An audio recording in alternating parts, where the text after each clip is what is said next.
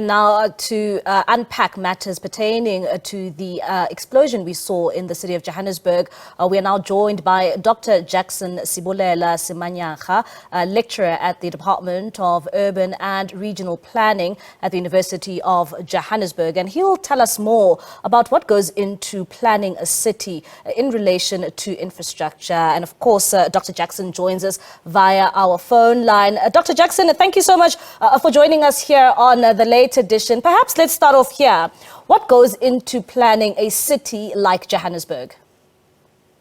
Thank you. Thank you for the opportunity.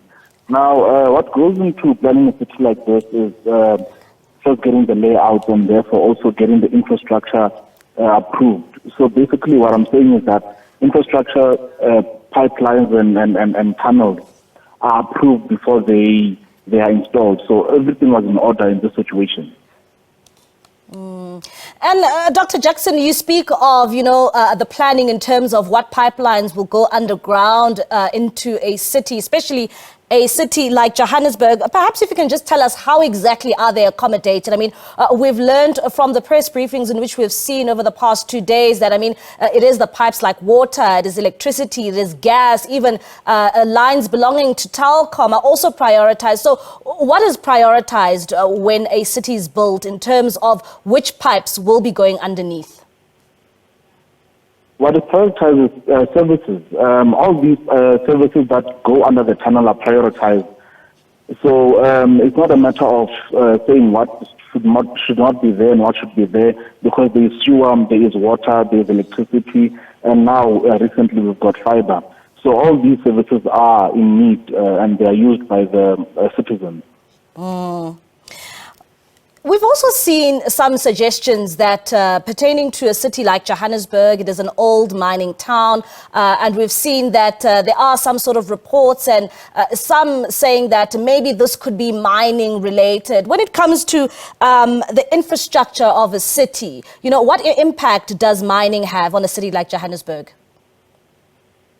The impact is there should the mines have been closed, but in this situation or in this scenario, the mines are further south in the Gold Reef City region. So it's not particularly the mining activities that could have caused this issue.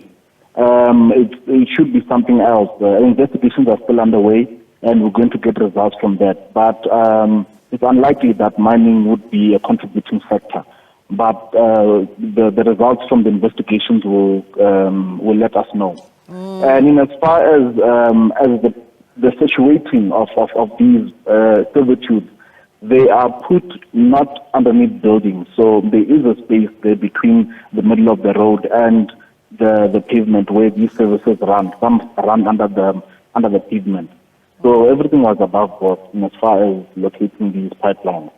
And would you say that when you look at the characteristics of, this gas explosion, which we have seen in the Johannesburg CBD, what does it say, about what may have caused this explosion from your experience? I'm not a gas specialist, but from my observation, from what I'm seeing and not being on site, it's basically a buildup of gas. A buildup of gas within a closed area or a cylinder, where then it gets to a point where it's concentrated enough to ignite when there's a spark. Now, coming to your other question that you asked about infrastructure and the city, I think the best way to try and deal with such matters is to have a disaster risk management assessment that will be able to have an idea of what is aging, what needs to be replaced, and what is leaking, for instance.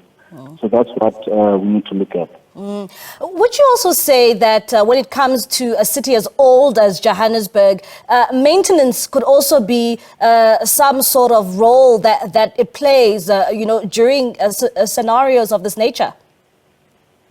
Yes, definitely. Maintenance is one of the issues that we can look at, because when these things are regularly maintained, then we are able to see if there's a leak or if there's an issue. So when we regularly get into these tunnels and inspect, then we are able to anticipate sometimes when there are such issues. But sometimes these are disasters and not something that could have been anticipated. Perhaps the leak happened just hours before.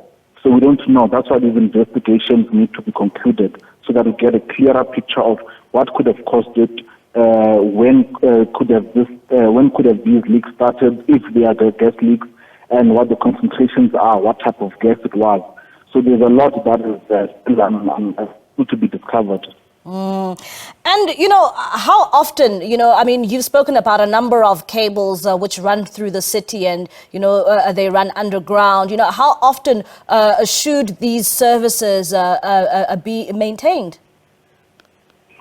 Well, I'm not an engineering expert, but I believe they should be maintained regularly. And as development expands and there's a demand on the infrastructure, they tend to then renew or add capacity. So during that adding of capacity and regular maintenance, they are supposed to be able to maintain and see what needs to be repaired.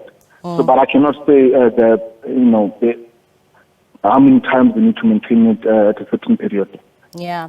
And, coming to preventing something like this from, taking place again in the city of Johannesburg, one would also then ask, going forward, what advice can you tell us, that would actually, maybe try and prevent something like this from taking place, especially in a very busy city center like Johannesburg?